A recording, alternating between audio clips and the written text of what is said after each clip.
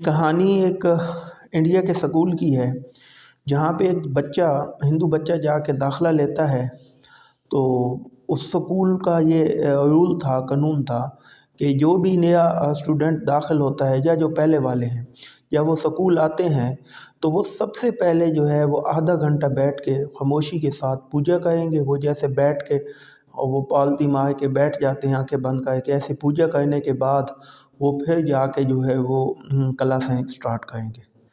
تو وہ بچہ جب پہلے ایڈمیشن لینے کے بعد اگلے دن جب وہ پہلے دن سکول آیا تو اس کو بھی اس رول کے مطابق جو ہے وہ پہلے آدھا گھنٹہ بیٹھ کے پوجا کرنی تھی۔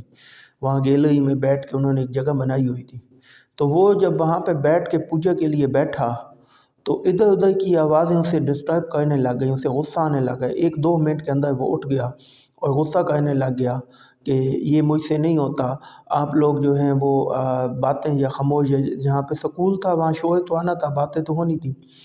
خیر اسے کہا گیا کہ نہیں جی یہ رول ہے، آپ نے کرنا ہے۔ اس نے 1 دن کیا، 2 دن کیا، 3 دن کیا، 3 دن بھی اس کے ساتھ سیم یہی مسئلہ ہوا تو اسے اور زیادہ غصہ آ گیا اور اس نے وہ کرنے سے انکار کر دیا۔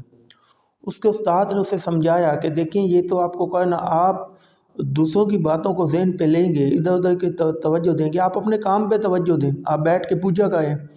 تو اس نے انکار کر دیا کہ میں ایسا نہیں کر سکتا۔ تو اس نے کہا کہ چلو آپ ایسا کریں، آپ کسی تنہا جگہ پہ جا کے بیٹھ کے کر لیں، آپ کو تو کہیں پہ بھی ایسی جگہ نہیں ملے گی۔ وہ ایک بالکل دور جا کے ندی کے کنارے جا کے جو ہے ایک جھیل کے کنارے جا کے بیٹھ کے اکیلے ایسا کرنے لگا۔ وہاں 5-10 منٹ تک تو ایسا ہوا کہ کوئی شور نہیں آیا۔ 5-10 منٹ بعد ایک بندہ وہاں کتے کے ساتھ گزرا تو اس کا کتا بھونکنے لگا، وہ پھر ڈسٹرب ہوا، غصے سے اٹھ گیا۔ اس نے کہا یہاں بھی کوئی بیٹھنے سکون نہیں دیتا۔ اس نے کیا کیا، اس نے کشتی لی اور جھیل کے درمیان میں چلا گیا کہ وہاں بیٹھ کے میں پوجا کروں گا آدھا گھنٹہ، تو اس سے کیا ہوگا کہ اسے اب وہاں پہ مجھے کوئی تنگ نہیں کرے گا۔ وہ کشتی لے کے رسی سے باندھ کے وہ جھیل کے درمیان میں پہنچ گیا جہاں پہ کوئی انسان اس کے نزدیک نہ پہنچ سکے۔ وہاں بیٹھ کے اس نے پوجا شروع کی۔ 8-10 منٹ گزرے ہوں گے کہ پانی کی شور کی آواز آئی، آنکھیں کھولتا ہے تو ایک کشتی، دوسری کشتی سیم اس کی طرف آ رہی، اسی ڈائریکشن میں۔ اس نے چیخنا چلانا شروع کیا، اسے روکنے کی کوشش کی کہ وہ ادھر نہ آئے، وہ اس سے ٹکرا جائے گی، اور ایسا ہی ہوا کہ وہ کشتی آئی اور اس کی کشتی سے ٹکرا گئی، یہ گر گیا۔ بڑی مشکل سے یہ اس نے جان بچائی۔ اس نے وہ کشتی لی اور جس سائڈ سے وہ جو بندہ باہر کھڑا تھا اس نے اس کو کہا کہ آپ نے ایسا کیوں کیا ہے؟ اس نے کہا دیکھیں میں نے یہ کشتی خالی تھی، یہ خود بخود آئی ہے ہوا سے چلتی ہوئی۔ تو اس نے کہا کہ ادھر سے بھیجی ہے جس کی یہ جو کشتی کا مالک ہے۔ وہ کشتی لے کے وہاں اس ساحل کی طرف چلے گئے جہاں پہ اس سے آئی تھی کہ ادھر سے جو ہے وہ کس نے کشتی بھیجی ہے۔ اسے شدید غصہ آیا ہوا تھا، وہ بدلہ لینا چاہتا تھا کہ میری پوجا کو اس نے خراب کی ہے۔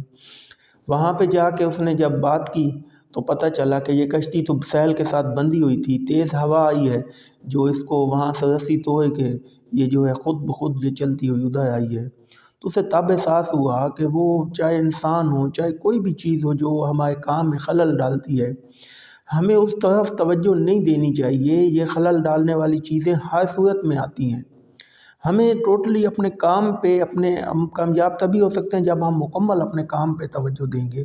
ادھر ادھر کی جو باتیں ہیں، ادھر ادھر کے لوگوں کی باتوں کی، ادھر ادھر لوگوں کے شور کی اگر ٹینشن لینا چاہیں گے تو ہم کبھی اپنے کام پہ توجہ نہیں دے سکتے۔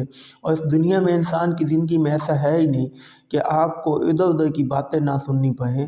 اپنے رشتہ داروں کی، اپنے دوستوں کی سننی پڑتی ہیں۔